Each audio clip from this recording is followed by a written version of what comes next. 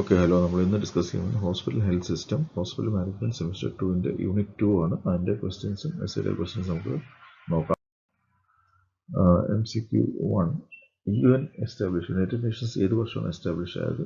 അത് United Nations 1945-ലാണ്. 92nd World War കഴിഞ്ഞിട്ടാണ് ശരിക്കും അതിൻ്റെ ഒരു തുടക്കം.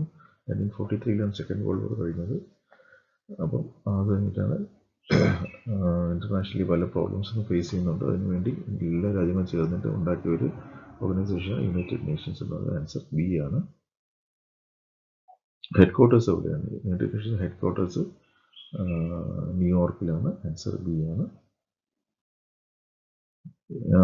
യുണൈറ്റഡ് നേഷൻ്റെ പർപ്പസ് എന്ന് വെച്ചാൽ യുദ്ധം കഴിഞ്ഞ് ഉണ്ടാക്കിയതാണ്. യുദ്ധത്തിൻ്റെ പ്രശ്നങ്ങൾ മനസ്സിലാക്കിയിട്ടുണ്ടാക്കിയാണ്. അപ്പം ഇന്റർനാഷണലി വേൾഡ് വൈഡ് ഒരു സമാധാനം പീസ് ക്രിയേറ്റ് ചെയ്യാൻ വേണ്ടിയാണ് ഉദ്ദേശം. ഗ്ലോബൽ പീസാണ് ഉദ്ദേശം. ആൻസർ ബി ആണ്. WHO റോൾ എന്താണ്? WHO ഇതിനകത്ത് യുണൈറ്റഡ് നേഷനിൽ അതിൽ വരുന്ന ഒരു പാർട്ടാണ്. അതിനകത്ത് ഹെൽത്തിൻ്റെ ഏരിയയ്ക്ക് വേണ്ടി മാത്രം ഫോക്കസ് ചെയ്യുന്ന ഒരു ഓർഗനൈസേഷനാണ് World Health Organisation. Answer B. League of Nations, WHO ഉണ്ടാകുന്നതിന് തൊട്ട് മുമ്പ് ഉണ്ടായിരുന്ന ഒരു ഓർഗനൈസേഷൻ്റെ പേരാണ് ലീഗ് ഓഫ് നേഷൻസ്. അത് കഴിഞ്ഞിട്ടാണ് ലീഗ് ഓഫ് നേഷൻസ് മാറിയാണ് WHO ആയിട്ട് വന്നത്. അപ്പം യുണൈറ്റഡ് നേഷൻസ് വന്നത്. അപ്പോൾ യുണൈറ്റഡ് നേഷൻസ് തൊട്ട് മുമ്പുള്ള ഒരു രാജ്യങ്ങളുടെ ഒരു ഗ്രൂപ്പിനെയാണ് ലീഗ് ഓഫ് നേഷൻസ് എന്ന് പറയുന്നത്. ആൻസർ ബി ആണ്. ഹെൽത്തിലെ manpower basic doctors, nurses, paramedics, pharmacist, എല്ലാ വർക്കേഴ്സും ബാക്കി എല്ലാ വർക്കേഴ്സും വരുന്ന ആണ് health manpower. Answer B ആണ്. പ്ലാനിങ് എന്തിനാണ് ചെയ്യുന്നത്? റൈറ്റ് പേഴ്സണിന് റൈറ്റ് ജോബ് കിട്ടാൻ വേണ്ടിയാണ്. അപ്പോൾ പ്രോപ്പർ അലോക്കേഷൻ ആയിട്ട് ചെയ്യുന്ന ജോലി ചെയ്യുന്ന ആളും തമ്മിൽ മിസ്മാച്ച് വരാൻ പാടില്ല. അപ്പോൾ കറക്റ്റായിട്ട് അലോക്കേറ്റ് ചെയ്യുന്നതാണ് പ്ലാനിങ് എന്ന് പറയുന്നത്. ആൻസർ ബി ആണ്. ANM ഓക്സിലറി നഴ്സ് മിഡ്വൈഫ് ആണ് ആൻസർ. അത് നഴ്സിംഗിൻ്റെ ട്രെയിനിങ് കഴിഞ്ഞ ആൾക്കാരാണ്. അത് കൂടുതലും റൂറൽ വർക്കേഴ്സാണ് അവർ. ആൻസർ ബി ആണ്. ആശാ വർക്കർ നമുക്കറിയാം, കമ്മ്യൂണിറ്റി വർക്കറാണ്. നമ്മുടെ നാട്ടിൽ ഉള്ള ഒരു പോസ്റ്റാണത്. ആൻസർ ബി ആണ്. ഹെൽത്ത് സിസ്റ്റത്തിനകത്ത് എന്താ വരുന്നത്? ഡോക്ടേഴ്സ്, ഗവൺമെൻറ്, ഹോസ്പിറ്റല് എല്ലാം വരും. ഇതെല്ലാം ചേർന്നിട്ടുള്ള റിസോഴ്സസ് ആണ്. അപ്പോൾ ആൻസർ ബി ആണ്.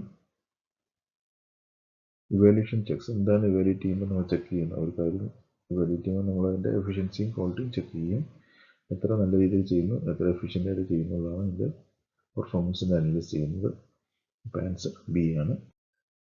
ഇക്വിറ്റി മീൻസ് എല്ലാവരും ഒരുപോലെ കാണുന്നു, ഈക്വലായിട്ട് കാണുന്നു, എല്ലാവർക്കും ഒരേ അവസരങ്ങൾ കിട്ടുന്നവരെയാണ് ഇക്വിറ്റി എന്ന് പറയുന്നത്. ആൻസർ ബി ആണ്. Fair access. എഫിഷ്യൻസി മീൻസ് നമ്മൾ ചിലവാക്കുന്ന പൈസയോ റിസോഴ്സിനനുസരിച്ചുള്ള നമുക്ക് റിസൾട്ട് കിട്ടണം. അങ്ങനെ എഫിഷ്യൻസി എന്ന് പറയുന്നത്. അപ്പം നന്നായിട്ട് യൂസ് ചെയ്യാൻ പറ്റണം അങ്ങനെ. അപ്പോൾ ആൻസർ ബി ആണ്. Optimal use. Preventive care means അസുഖം വരാതെ നോക്കുന്ന മെത്തേഡ് എന്താണ്? അപ്പോൾ ഇതിനകത്ത് ആൻസർ ഇമ്മ്യൂണൈസേഷനാണ്. അസുഖം വരാതെ വരുന്നതിന് മുമ്പ് കൊടുക്കുന്ന വാക്സിനേഷൻ അല്ലെങ്കിൽ ഇമ്മ്യൂണൈസേഷൻ. ആൻസർ ബി ആണ്. PHC means primary health centre. നമുക്കറിയാം നമ്മുടെ ഹെൽത്ത് സിസ്റ്റത്തിൽ ഏറ്റവും താഴെത്തട്ട് നിൽക്കുന്ന പേഷ്യൻ്റ് ഫസ്റ്റ് പോകുന്ന ഒരു സ്ഥലമാണ് പ്രൈമറി ഹെൽത്ത് സെൻറ്റർ എന്ന് പറയുന്നത്. ആൻസർ എ ആണ്. അൽമാറ്റ എന്ന് പറയുന്നത് ഒരു ഡിക്ലറേഷൻ. അൽമാറ്റ ഡിക്ലറേഷൻ 1978 നടന്ന ഡിക്ലറേഷനാണ്. ആ കോൺഫറൻസിൽ പല കാര്യങ്ങളും നമ്മൾ തീരുമാനിച്ചിരുന്നു. ഒരു ഇൻ്റർനാഷണൽ കോൺഫറൻസ് ആയിരുന്നു. സ്ഥലത്തിൻ്റെ പേരാണ് അൽമാറ്റ. WHO ഓർഗനൈസ് ചെയ്ത് യൂണിസെഫും ചേർന്നിട്ട്. WHO World Health Organisation, UNICEF എന്ന് പറയുമ്പോൾ United Nations International Child Emergency ഫണ്ടാണ് യൂണിസെഫ്. കുട്ടികൾക്ക് വേണ്ടിയുള്ള ഓർഗനൈസേഷനാണ് യൂണിസെഫ്. അപ്പോൾ ഇതിൽ ബേസിക്കലി അവരെന്താ തീരുമാനിച്ചതെന്ന് വെച്ചാൽ പ്രൈമറി കെയർ ആണ് ഏറ്റവും പ്രധാനമായിട്ട് ഫോക്കസ് ചെയ്യുന്നത്. അപ്പം PHCs ഡെവലപ്പ് ചെയ്യുക, പ്രൈമറി കെയർ കൊടുത്താൽ നമുക്ക് ഹെൽത്ത് ഫോർ ഓൾ ബൈ 2000 എന്നുള്ളൊരു കണക്കായിരുന്നു. 2000 ആകുമ്പോൾ എല്ലാവർക്കും ആരോഗ്യം കിട്ടും എന്നുള്ള രീതിയിലുള്ള പ്ലാനിലായിരുന്നു പോയത്. 1978 അൽമാറ്റ എന്ന സ്ഥലത്താണ് ഇത് പ്ലാൻ ചെയ്തിരുന്നത്. അപ്പോൾ അതിൻ്റെ main focus primary health care ആണ്. ആൻസർ ഇതിനകത്ത് ബി ആണ്. റൂറൽ ഹോസ്പിറ്റൽ എന്ന് വെച്ചാൽ നമ്മുടെ വില്ലേജസിലുള്ള ഹോസ്പിറ്റലാണ്. അത് കണ്ടിന്യൂസ് ആയിട്ട് കെയർ ചെയ്യുന്ന ഒരുപാട് സർവീസസ് കൊടുക്കുന്ന ഒരു ഹോസ്പിറ്റലാണ്. അപ്പോൾ ആൻസർ ബി ആണ്. എല്ലാ സർവീസും കൊടുക്കുന്ന ഒരു ഹോസ്പിറ്റലാണ് അത്. ആൻസർ ബി ആണ്. CH എന്ന് പറയുമ്പോൾ ഇതിനകത്ത് ക്രിട്ടിക്കൽ ആക്സസ് ഇത് ഇവിടുത്തെ അല്ല, ശരി US-ലൊക്കെ ഇങ്ങനത്തെ ഹോസ്പിറ്റൽസ് ഉണ്ട്. ക്രിട്ടിക്കലായിട്ടുള്ള ആൾക്കാർക്ക് വേണ്ടി വരുന്ന ഹോസ്പിറ്റലാണ് ക്രിട്ടിക്കൽ ആക്സസ് ഹോസ്പിറ്റൽ. ചെറിയൊരു ഹോസ്പിറ്റലാണ്, സീരിയസ് പേഷ്യൻസ് മാത്രം നോക്കുന്ന ഹോസ്പിറ്റൽസാണ്. ആൻസർ എ ആണ്. SCH സ്പെഷ്യലൈസ്ഡ് ഒരു ഹോസ്പിറ്റലാണ്, അത് കമ്മ്യൂണിറ്റി ഹോസ്പിറ്റലാണ്. അത് ആ ഏരിയയിനകത്ത് മാത്രമേ കാണുകയുള്ളൂ. അപ്പം അത് കമ്മ്യൂണിറ്റി ബേസ്ഡ് ഹോസ്പിറ്റൽ ആയതുകൊണ്ട് അവിടെ ആ ഏരിയയ്ക്ക് വേണ്ടി മാത്രമുള്ള ഹോസ്പിറ്റലാണ്. ആൻസർ ബി ആണ്, സോൾ കമ്മ്യൂണിറ്റി. MDH എന്ന് പറയുമ്പോൾ മെഡിക്കെയർ ഡിപ്പെൻഡൻറ്റ് ഹോസ്പിറ്റലാണ്. അപ്പോൾ ഇൻഷുറൻസുമായി ബന്ധപ്പെട്ട ഒരു ചെറിയ ഹോസ്പിറ്റലാണ്, റൂറൽ ഹോസ്പിറ്റലാണ്. അതിന് മെഡിക്കെയർ ഇതുമായിട്ട് ബന്ധപ്പെട്ട ഹോസ്പിറ്റലാണ്. അപ്പോൾ ആൻസർ ബി ആണ്. യുണൈറ്റഡ് നേഷനിൽ എത്ര മെമ്പേഴ്സ് ഉണ്ട്? 193 കൺട്രീസ് ഉണ്ട് ഇപ്പം യുണൈറ്റഡ് നേഷനിൽ. ആൻസർ സി ആണ്. UN ജനറൽ അസംബ്ലി ഉണ്ട്.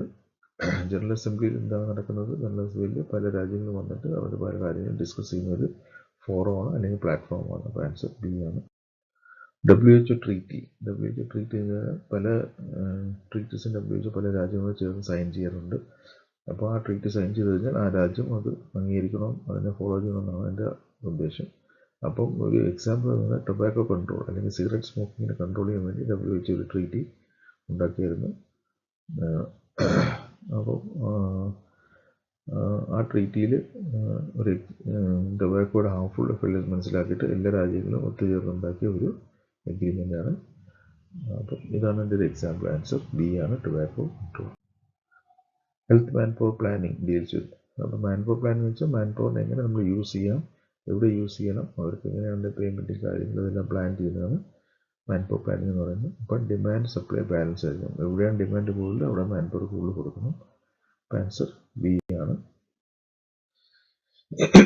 ആയുഷ് ഇൻക്ലൂഡ്സ് എന്ന് മോഡേൺ മെഡിസിൻ അല്ലാതെ ബാക്കി കുറേ ട്രീറ്റ്മെൻറ്റ് മൊഡാലിറ്റീസ് ഉണ്ട്. ആയുർവേദ, യുനാനി, സിദ്ധ, ഹോമിയോപ്പതി എന്നൊക്കെ പറഞ്ഞ പല മോഡേൺ പഴയ സിസ്റ്റംസ് ഉണ്ട്, ട്രഡീഷണൽ സിസ്റ്റംസ് ഉണ്ട്, അങ്ങനെ ഓൾട്ടർനേറ്റീവ് മെഡിസിൻസ് എന്നും പറയും. അപ്പം ആൻസർ ബി ആണ്. മൈക്രോ സിമുലേഷൻ മോഡൽസ് എന്താണ്? നമ്മൾ മൈക്രോ ലെവലിൽ ഒരു മോഡൽ ക്രിയേറ്റ് ചെയ്തിട്ട് ആ മോഡലിൻ്റെ റിസൾട്ട് എന്താണ്, അതെങ്ങനെയാണ് വർക്ക് ചെയ്യുന്നത്, അതിൻ്റെ ഗുണം എന്താണ്, ദോഷമെന്ന് അനലൈസ് ചെയ്യുന്ന ഒരു ഔട്ട്കം കണ്ടെത്തുന്ന ഒരു മോഡലാണ് മൈക്രോ സിമുലേഷൻ മോഡൽ എന്ന് പറയുന്നത്. അപ്പം നമ്മൾ കുറേ സ്റ്റഡീസ് നടത്തും മൈക്രോ ലെവലിൽ, എന്നിട്ട് നമ്മൾ റിസൾട്ട് കണ്ടുപിടിച്ചിട്ട് അതിന് എങ്ങനെ മെച്ചപ്പെടുത്താനുള്ള ഒരു പ്രോസസ്സാണ് മൈക്രോ സിമുലേഷൻ മോഡൽ. അപ്പം ആ ഇൻഡിവിജ്വൽസ് തമ്മിലുള്ള ഇൻറ്ററാക്ഷനും അതിൻ്റെ റിസൾട്ട് എന്താണെന്നത് സ്റ്റഡി ചെയ്യാനായിട്ട്. ആൻസർ ബി ആണ്, ഇൻഡിവിജ്വൽ ഇൻറ്ററാക്ഷൻ. മാക്രോ എന്ന് പറഞ്ഞാൽ കുറച്ച് ലാർജ് സ്കെയിലിൽ, വലിയ സ്കെയിലിൽ ചെയ്യുന്ന ഒരു സ്റ്റഡിയാണ് മാക്രോ സ്റ്റിമുലേഷൻ എന്ന് പറയുന്നത്. അപ്പോൾ അഗ്രിഗേറ്റ് ഡാറ്റ എടുത്തിട്ട് നമ്മൾ സ്റ്റഡി ചെയ്യുന്നു, അതിന് മാക്രോ മോഡൽ എന്ന് പറയുന്നത്. ആൻസർ ബി ആണ്. റിസോഴ്സ് അലോക്കേഷൻ മീൻസ് നമുക്ക് ഒരു കാര്യം ചെയ്യാൻ വേണ്ടിയുള്ള പൈസ ആയാലും ആൾക്കാരായാലും എക്യുപ്മെൻറ്റ്സ് ആയാലും മെഷീൻസ് ആയാലും ഇതെല്ലാം നമ്മൾ അത് കൊടുത്താൽ മാത്രമേ കാര്യങ്ങൾ മുമ്പോട്ട് നീങ്ങുള്ളൂ. ഓക്കെ, അപ്പം പല കാര്യത്തിലും ഇത് പൊളിറ്റിക്കൽ ഇൻവോൾവ്മെൻറ്റ് ഉണ്ടാവും. അപ്പോൾ നമ്മൾ പൊളിറ്റീഷ്യൻസ് ആയിരിക്കും പല കാര്യങ്ങളും തീരുമാനിക്കുന്നത് എങ്ങനെ റിസോഴ്സ് എവിടെ കൊടുക്കും എന്നുള്ളത്. അപ്പോൾ പൊളിറ്റിക്കൽ പ്രോസസ്സിൻ്റെ ഭാഗമായിട്ടാണ് റിസോഴ്സ് അലോക്കേഷൻ ഉണ്ടാകുന്നത്. ഓക്കെ, ആൻസർ ബി ആണ്. Policy priorities decided by. Policy തീരുമാനിക്കുന്ന പൊളിറ്റീഷ്യൻസ് ആണ്. അപ്പോൾ പൊളിറ്റിക്കൽ ആക്ടേഴ്സ് അല്ലെങ്കിൽ പൊളിറ്റിക്കൽ പ്ലെയേഴ്സ് അല്ലെങ്കിൽ ഗവൺമെൻറ് ആണ് തീരുമാനിക്കുന്നത് പോളിസീസ്. ആൻസർ ബി ആണ്. റെഗുലേഷൻ മീൻസ് നമ്മൾ റൂൾസ് നിയമങ്ങൾ ഉണ്ടാക്കുന്നതിന് റെഗുലേഷൻ എന്ന് പറയുന്നത്. അപ്പം നമ്മൾ റൂൾസും നിയമങ്ങളും ഉണ്ടായി കഴിഞ്ഞാൽ പല കാര്യത്തിലും നമുക്കൊരു സ്റ്റാൻഡേർഡ് മെയിൻറ്റെയിൻ ചെയ്യാൻ പറ്റും, പല കാര്യത്തിലും ചെക്ക് ചെയ്യാനും കൺട്രോൾ ചെയ്യാൻ പറ്റും. അപ്പം ക്വാളിറ്റി ആയാലും അതിൻ്റെ സ്റ്റാൻഡേർഡ് ആയാലും അതിനെ മെയിൻറ്റെയിൻ ചെയ്യണമെങ്കിൽ റൂൾസും കാര്യങ്ങളൊക്കെ വേണം. ആൻസർ ബി ആണ്. Work force development includes. Work force എന്ന് പറയുമ്പോൾ ജോലി ചെയ്യുന്ന ആൾക്കാരാണ്, അവർ ഡെവലപ്പ് ചെയ്യണമെങ്കിൽ നമുക്ക് കണ്ടിന്യൂസ് ആയിട്ട് അവർക്ക് ട്രെയിനിങ് കൊടുക്കണം. അപ്പോൾ ഇതിൻ്റെ ആൻസർ എ ആണ്, ട്രെയിനിങ്. Health indicators measure. ഹെൽത്തിൻ്റെ പല ഇൻഡിക്കേറ്റേഴ്സ് ഉണ്ട്, like birth rate, death rate, mortality rate, അങ്ങനെ പല റേറ്റ്സും റേഷ്യോസൊക്കെ ഉണ്ട്. അപ്പം അത് വെച്ച് നമ്മൾ എന്ത് മെഷർ ചെയ്യുന്നത്, നമ്മൾ ഓവറോൾ ഹെൽത്ത് കെയർ സിസ്റ്റത്തിൻ്റെ പെർഫോമൻസ് നമുക്ക് മെഷർ ചെയ്യാൻ പറ്റും. ആൻസർ ബി ആണ്. ലൈഫ് എക്സ്പെക്റ്റൻസി എന്താണ്? ഒരാൾ എത്ര നാൾ ജീവിക്കും എന്നുള്ളതാണ്. ഒരു സൊസൈറ്റിയിൽ എത്ര നാൾ ഒരാൾക്ക് ജീവിക്കാൻ ആയുസ് ഉണ്ടെന്നുള്ളതാണ് ലൈഫ് എക്സ്പെക്ടൻസി. അതൊരു ഹെൽത്തിൻ്റെ ഒരു ഇൻഡിക്കേറ്റർ അല്ലെങ്കിൽ ഔട്ട്കമാണ്. ആൻസർ ബി ആണ്. Coordination of elements. ഹെൽത്തിൽ തന്നെ പല ഡിപ്പാർട്ട്മെൻറ്റ്സ് ഉണ്ടാകും. ഡിപ്പാർട്ട്മെൻറ്റ് തമ്മിൽ ഒരു കോർഡിനേഷൻ ഉണ്ടാകും. ഇപ്പം മുകളിലോട്ടും താഴോട്ടും primary health centre, community health centre തമ്മിൽ കോർഡിനേഷൻ ഉണ്ടാകും. ഒരു ഹോസ്പിറ്റലിൽ തന്നെ പല ഡിപ്പാർട്ട്മെൻറ്റ് തമ്മിൽ കോർഡിനേഷൻ ഉണ്ടാകും. അപ്പോൾ അതിന് തമ്മിലെല്ലാം കണക്റ്റഡ് ആയിരിക്കണം. അപ്പോൾ അതിനെ ഇൻറ്റിഗ്രേറ്റ് ചെയ്യണം. ആൻസർ ബി ആണ്. Linking services. Health information system helps. Information system ഉണ്ടെങ്കിൽ നമുക്ക് കറക്റ്റ് ഇൻഫർമേഷൻ സമയത്ത് കിട്ടുകയാണെങ്കിൽ പല കാര്യങ്ങളും തീരുമാനിക്കാൻ ഹെൽപ്പ് ചെയ്യും. ആൻസർ ബി ആണ്. Decision making.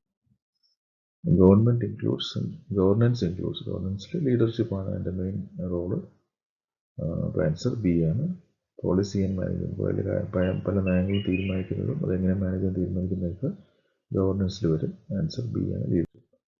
PSC principle. PSC primary health സെൻറ്ററിലെ പ്രിൻസിപ്പിൾ എന്ന് വെച്ചാൽ ഇക്വിറ്റിയാണ്. എല്ലാവർക്കും ഒരേപോലെ കാണുന്നു, എല്ലാവർക്കും എല്ലാ സൗകര്യങ്ങളും ഉണ്ടാക്കി കൊടുക്കുക എന്നുള്ളതാണ്. ഇക്വിറ്റിയാണ്. ആൻസർ ബി ആണ്. കമ്മ്യൂണിറ്റി പാർട്ടിസിപ്പേഷൻ മീൻസ് ജനങ്ങളും ഇൻവോൾവ് ചെയ്ത് കാര്യങ്ങൾ ചെയ്യുന്നു. പബ്ലിക്കിനെ ഇൻവോൾവ് ചെയ്യുന്നതാണ് കമ്മ്യൂണിറ്റി പാർട്ടിസിപ്പേഷൻ. ആൻസർ ബി ആണ്. ഇന്റർസെക്ടറൽ കോർഡിനേഷൻ. പല സെക്ടേഴ്സ് ലൈക്ക് ഹെൽത്ത് സെക്ടർ ആവാം, എഡ്യൂക്കേഷൻ സെക്ടർ ആവാം, അല്ലെങ്കിൽ ഗവൺമെൻറ് പല ഡിപ്പാർട്ട്മെൻറ്റ്സ് ആവാം, ഇലക്ട്രിസിറ്റി ഡിപ്പാർട്ട്മെൻറ്റ് ആവാം, ഇപ്പം PW ഡിപ്പാർട്ട്മെൻറ്റ് ആവാം, മുനിസിപ്പാലിറ്റി ആവാം, അങ്ങനെ പല ഡിപ്പാർട്ട്മെൻറ്റ്സും തമ്മിൽ കോർഡിനേറ്റ് ചെയ്താലേ ചില കാര്യങ്ങൾ നടക്കുകയുള്ളൂ. അപ്പം മൾട്ടിപ്പിൾ സെക്ടേഴ്സിനെ കോർഡിനേറ്റ് ചെയ്യുന്ന ഇന്റർസെക്ടറൽ കോർഡിനേഷൻ എന്ന് പറയുന്നത്. അപ്രോപ്രിയേറ്റ് ടെക്നോളജി മീൻസ് സ്യൂട്ടബിൾ ആയിട്ടുള്ള ടെക്നോളജി ആയിരിക്കും. ഒരു കോസ്റ്റും ബെനിഫിറ്റും തമ്മിൽ മാച്ച് ആവണം. ഒരുപാട് കോസ്റ്റ്ലി പോകാൻ പാടില്ല, അതനുസരിച്ചുള്ള ബെനിഫിറ്റും കിട്ടണം. അപ്പം ബി ആണ് സ്യൂട്ടബിൾ. റൂറൽ ഹോസ്പിറ്റലിൽ എന്താ പ്രശ്നം എന്താണ്? അവർക്ക് ഫണ്ടിങ് ആണ് ഒരു മെയിൻ പ്രശ്നം. അപ്പോൾ അവരുടെ മെയിൻ പ്രശ്നം ഫിനാൻഷ്യൽ ഇഷ്യൂസ് ആണ്. പിന്നെ വേറെ പ്രശ്നം മാൻ പവർ ഇഷ്യൂസ് ഉണ്ട്, ലോജിസ്റ്റിക്സ് ഇഷ്യൂസ് ഉണ്ട്, ആക്സസിബിലിറ്റി പ്രോബ്ലംസ് ഉണ്ട്, എല്ലാ പ്രോബ്ലംസ് ഉണ്ട്. പക്ഷേ ഫണ്ടിങ് ഒരു മെയിൻ ഇഷ്യൂ ആണ്. ആൻസർ ബി ആണ്. CAH critical access hospital. ഇത് US ബേസ് മോഡൽസ് ആണ് ഇതൊക്കെ. അപ്പം ഇത് ക്രിട്ടിക്കൽ പേഷ്യൻസിന് വേണ്ടി 25 ബെഡ്സിൻ്റെ ഹോസ്പിറ്റൽസ് ഉണ്ട്. അതിനെയാണ് CAH എന്ന് പറയുന്നത്. RRC means rural referral centre ആണ്, ഹോസ്പിറ്റലാണ്. ഇതും അവിടുത്തെ മോഡലാണ്. അപ്പം അതൊരു ബേസിക്കലി റഫറൽ സെൻ്റർ ആണ്. ആൻസർ എ ആണ്. DSH എന്ന് പറയുമ്പോൾ ഡിസ്ട്രിക്ട് സ്റ്റേറ്റ് ഹോസ്പിറ്റൽ. ഓക്കെ, അതായത് പാവപ്പെട്ട ആൾക്കാർക്ക് വേണ്ടിയുള്ള ഒരു ഹോസ്പിറ്റൽ അവിടുത്തെ മോഡലാണ്. അപ്പോൾ ആൻസർ ബി ആണ്. Low income patients. Rural hospital impact. Rural hospital ഉണ്ടെങ്കിൽ ലോക്കൽ എക്കണോമിയെ ബാധിക്കുമെന്നാണ് ചോദ്യം. എഫക്റ്റ് ഉണ്ടോ ഇല്ല എന്നുള്ളതാണ്. ഏതിലാണ് എഫക്റ്റ് വരുന്നത്? എക്കണോമിയിൽ ബാധിക്കും. ആൻസർ ബി ആണ്. ലോക്കൽ എക്കണോമി എന്തായാലും ഒരു ഏരിയയിൽ ഒരു ഹോസ്പിറ്റൽ ഉണ്ടെങ്കിൽ അത് നാച്ചുറലി ബാധിക്കും.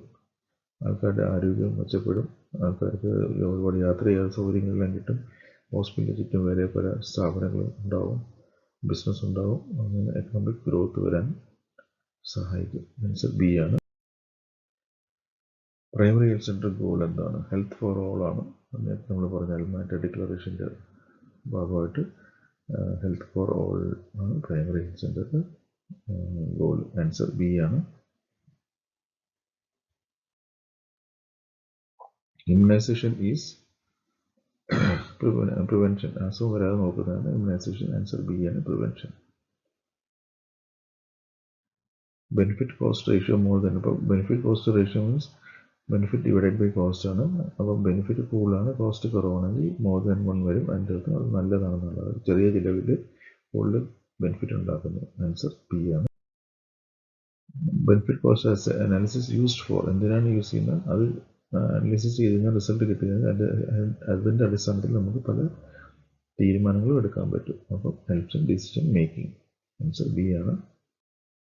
നാഷണൽ ഹെൽത്ത് പ്രോഗ്രാമിൻ്റെ എയിം എന്താണ് എന്ന് വെച്ചാൽ ഇംപ്രൂവ് ഹെൽത്ത്, ബെറ്റർ ഔട്ട്കം ഉണ്ടാകാൻ വേണ്ടിയാണ്. അപ്പോൾ ഇനി ക്വസ്റ്റ്യൻസ് നിങ്ങൾ സ്റ്റഡി മെറ്റീരിയൽ നോക്കിയിട്ട് അതിൻ്റെ ആൻസേഴ്സ് എഴുതാൻ നോക്കാം. Okay, so thank you very much. എന്തെങ്കിലും ഡൗട്ട്സ് ഉണ്ടെങ്കിൽ നമുക്ക് ഡിസ്കസ് ചെയ്യാം. Okay, thank you.